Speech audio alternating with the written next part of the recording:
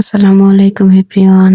আজকে আমি লেগেছি আপনারা লাগি সিলেটের ঐতিহ্যবাহী একটা তরকারি রেসিপি। তো এটা হইল গিয়া হুটকি শিরার রেসিপি, আপনারা দেখেও বুঝতে পাররা। তো এখানে মিষ্টি কুমড়ার পাতা আর বাংলা কদুর আর কি পাতা, গাউজ একটা হইন শুদ্ধ ভাষায় একটার পাতা দুইটা একবারে ফ্রেশ আগা আমি আনে লিছি কাটিয়া। আর এনে দিলাই মূল ললিতা আলু, লাল আলু, রসুন আর একটা পেঁয়াজ জিও কর্ম কাটিয়া। তো এখানে আমি তেলাপিয়া মাছ দিয়ে কর্ম শিরাই গন। তো মাছ ওখান ফ্রিজ থেকে বাহরিয়া আমি ভিজাইয়া রাখি দিলাম। আর মাছ ভিজাইয়া আমি পাতায় গুন ধরে বালা করি বাসিয়া উসিয়া রেডি করেছি, ছোট ছোট করে কাটছি। কাটিয়া এগুলো এখন বালা করে আমি দইমু। আর একবারে ফ্রেশ পাতা তো ওটা লাগিয়ে খাইতেও মজা লাগবো। আর আলু কিন্তু বাকল আমি পালাই ছোট ছোট করে কাটিয়ে লইছি। আর এখানেও যেটা না হইলে না হইব হুটকি 3টা 4টা আমি লইছি, বড় বড় হুটকি। তো সব আমি বালা করে দই লিছি, দইয়ে আমি একটা ডেগোর মাঝে লই নাম পাতা আর আলু।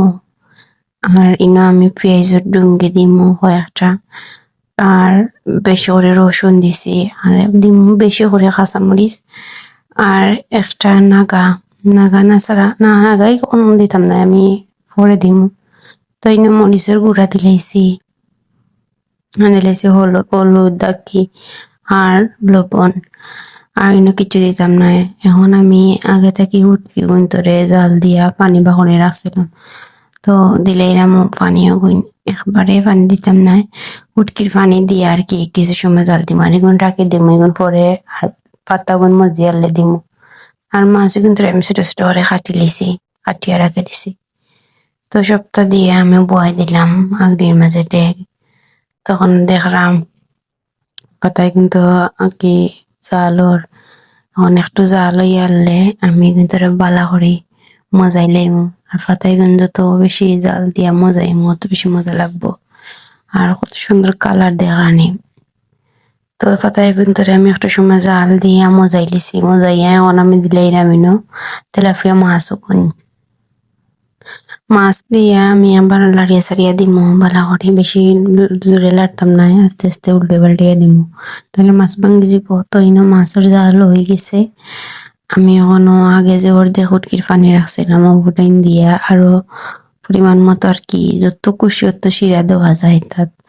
হুটকি শিরার না, এটার নাম তৈল হুটকি শিরা। তো ইনো আমি দিলাইছি শিরা দিয়া, এখন আমি একটা বালা করে লাড়িয়ে উড়িয়ে গুড়িয়ে দিলাম। তো শেষ প্রায় রান্দা। এখন দেখরানি কত সুন্দর কালার হয়েছে উটকি শিরার, আর পাতার কালারও রয়েছে কত সুন্দর সবুজ সবুজ কালার।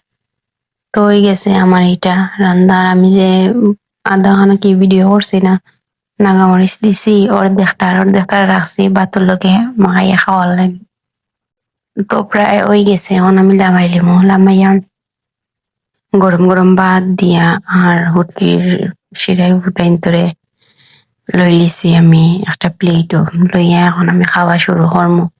আর এটা যেদিন রান্ধি এদিন আর অপেক্ষা করতে ভাল লাগে না যে একটু করে খাইমু, জানে হয় চুলাতে গেলে আমাইয়াও খাই লিতাম।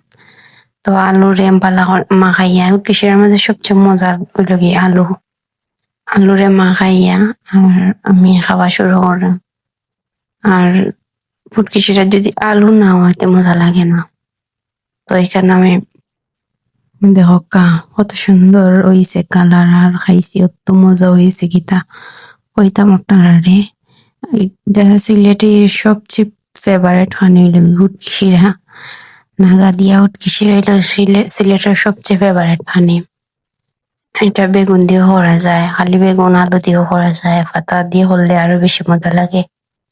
তো আপনারাও একদিন হলাম আমার লাগান করবা, করিয়া দেখবানে খাইয়া কিলা লাগে, আর কমেন্ট করে জানাইবা কিলা হইছে, আপনার কাছে কিলা লাগছে এই রান্দা। এটা প্রায় সবই ওখান বেশিরভাগ এই রান্নার রেসিপি দিন আমি দেখছি প্রায় কতজনে ভিডিও করেন। তো সব ভালো থাকবা, আর আপনার কাছে অনুরোধ হইল লাইক কমেন্ট সাবস্ক্রাইব করতা। তো সব ভালো থাকবা। আসসালামু আলাইকুম এভরিওয়ান। আর ভিডিওটা ফুল দেখবা।